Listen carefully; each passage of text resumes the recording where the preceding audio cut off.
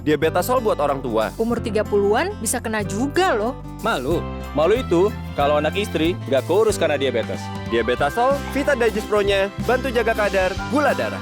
Ayo, lawan diabetes.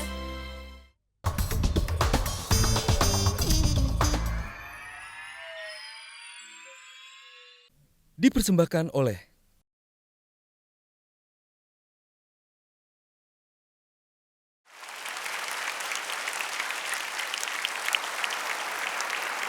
Dikriminalkan, merasakan hari-hari di jeruji, harus dialaminya demi mengambil kembali kuasa atas tanah. Bersama ratusan kepala keluarga di Sragen, Jawa Tengah, Sunarji tak gentar melawan perusahaan negara.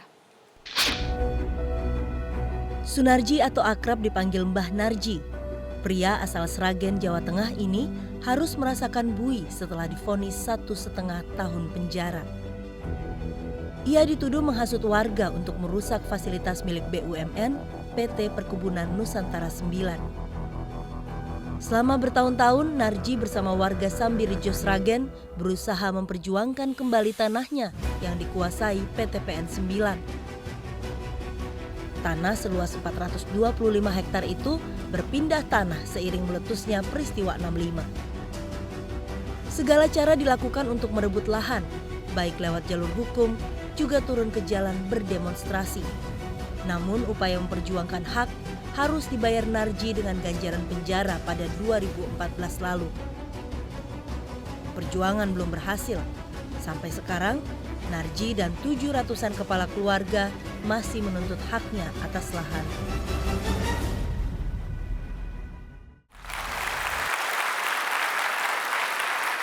Dan telah hadir di Mata Najwa, Sunarji atau Mbah Narji. Terima kasih banyak sudah datang ke Mata Najwa, Mbah Narji. Mbah Narji, jadi sejak kapan berjuang untuk lahan warga? Sejak tahun 2000, Mbak Nana. Sejak tahun 2000? Ya. Sudah berapa kali masuk penjara? 1 kali. 1 kali itu? Perjuangannya lewat apa saja, Mbah Narji? Ya lewat jalur politik, tapi semi hukum, Mbak. Jadi 70% saya lewat politik, 30% lewat hukum. Ya, laki-laki dari pihak PTP menantang kami untuk lewat jalur hukum, ya, tapi saya tidak mau. Karena kalau kami lewat jalur hukum itu penuh dengan resiko, Mbak Nana. Ibarat kita mau naik ke puncak gunung, kalau kita langsung potong kompas itu tertentu besar resikonya. Ya, tapi kalau kita berlingkar-lingkar, ibarat itu lewat jalur hukum kan berlingkar-lingkar, berkelok-kelok, walaupun lama saya yakin akan sampai tujuan. Masih optimis akan sampai tujuan? Walaupun sudah 17 tahun ini belum selesai? Ini bagi kami sudah sampai tujuan, Mbak Nana. Karena? Karena 303 hektar tanah sudah dikelola oleh masyarakat sejak tahun 2002. Dan itu sangat memakmurkan warga masyarakat yang menggarap. Mbak. Jadi perjuangan itu walaupun belum tuntas sudah kelihatan hasilnya? Sudah, bahkan saya merasa sudah menang. Sudah menang? Dan saya tidak akan melepaskan kemenangan saya. Saya sudah merasa menang, siapa yang akan merebut kemenangan yang sudah kami genggam, tidak akan saya lepaskan, walaupun harus nyawa yang menjadi taruhannya. Mbak. Siapa yang masih berusaha merebut itu? Ya pihak lawan, PTP. Dan saya mempunyai keyakinan kuat, selama sertifikat belum dipegang satu persatu pemiliknya lama, saya yakin tidak menutup kemungkinan pihak lawan akan merebut, menguasai lahan itu. Ada berapa banyak warga yang kemudian dibela oleh Mbah Narji ini? Teman-teman itu berapa banyak, Pak? Tadinya anggota kami 1.257 kepala keluarga, tapi karena terjadi penggembusan dari pihak lawan kami PTPN 9 dan juga dibantu oleh pemerintahan dan juga polisi, akhirnya menyusut tinggal saat ini 713 kepala keluarga. Dan itu semua sudah menggarap. Penggembosan maksudnya apa, Mbah? Ya ada yang ditakut-takuti, ada yang direkrut menjadi karyawan PTPN sendiri, ada yang tokoh-tokohnya dijadikan diberi tempat yang pekerjaan, dalam artian pekerjaan seperti ada yang dijadikan manajer KUD, ada yang dijadikan perangkat desa, ada yang dijadikan karyawan PTP. Ya. Itu jadi salah satu dari sekian banyak cara yang dilakukan untuk menghalangi warga mendapatkan tanahnya. Betul. Perjuangannya tadi lewat jalur hukum, lewat jalur politik. Saya ingin tahu, ceritakan ke kami singkat-singkatnya apa saja yang dilakukan sepanjang 17 tahun ini, Mbah. Kita lobby lewat jalur politik, kita lobby mulai dari desa, walaupun tidak ada tanggapan, sampai ke kecamatan, bupati, dan DPRD. Bahkan saya sudah pernah audiensi di DPRD Provinsi, ke DPR RI, ke Senayan itu 14 kali loh Mbak saya. Ke Senayan? Iya, Ditemui nggak Pak? ditemui bahkan tahun 2004 kasus kami sudah dimasukkan ke Pansus Pertahanan DPR RI. Tapi- Pada waktu itu ketua pansusnya Pak Nyoman Gunawan dari fraksi PDI Perjuangan pada waktu itu. Jadi ada hasil waktu itu? Ada, karena di backup oleh kawan-kawan, termasuk dari Elsam, dari Kontras, dari Demos, dari YLBHI, dari Imparsial, akhirnya kasus kami mendapat posisi khusus di DPR RI. Oke, jadi melobi ke semua jalur Iya, politik iya. termasuk ke DPR RI. Betul. Kemudian apa lagi perjuangannya Mbak? Ya, perjuangannya kita melakukan demo-demo karena lewat jalur baik-baik sudah tidak ada tanggapan ya. Karena lewat jalur politik kan masa bagi kami itulah bagian dari politik kami, Mbak. Ya. Jadi demo? Demo terus demo, bahkan kadang-kadang itu 1 bulan itu sampai 2 kali. Ya. Demonya? Iya. Membakar lahan juga? Kalau membakar lahan enggak, tapi kalau membersihkan dengan cara dibakar jadi ditebang dulu. Ya, karena kalau kita hanya Tapi yang dibakar tombah itu namanya. iya, tapi bukan masih tanaman kita bakar enggak. Jadi Ditebang dulu karena kalau yang menggarap lahan itu hanya 1-2 orang, mungkin didatangi polisi dan preman PTPN, akhirnya saya kerahkan 200 orang untuk membakar membersihkan itu. Nanti kalau sudah bersih siapa yang menggarap silahkan monggo. kita ada videonya, kita lihat yang berikut ini.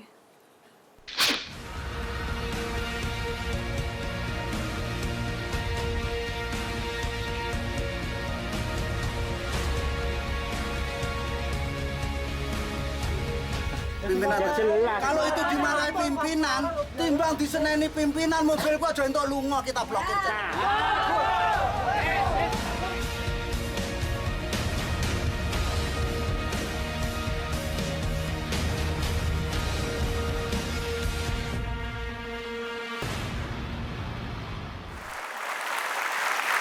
Mbak Narji, jadi tujuannya membersihkan lahan agar kemudian lahannya bisa ditanami, digarap, iya. bisa digarap oleh petani. Iya, karena kan mau semak belukar, Mbak. Jadi sebetulnya karet itu sudah idealnya ya, itu mestinya sudah ditebang 10 tahun yang lalu.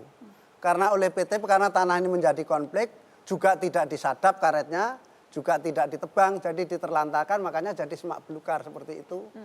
Kalau hanya 1 orang, 2 orang yang membersihkan tidak mampu, Mbak. Makanya kita gerakkan, perkara nanti siapa yang menggarap silahkan. Dari perusahaan, dari PTPN, mereka tidak keberatan ketika itu aksi-aksi itu dilakukan. Perlawanannya dalam bentuk apa? Karena banyaknya orang nggak berani. Oh begitu. Iya, karena banyaknya orang. Iya.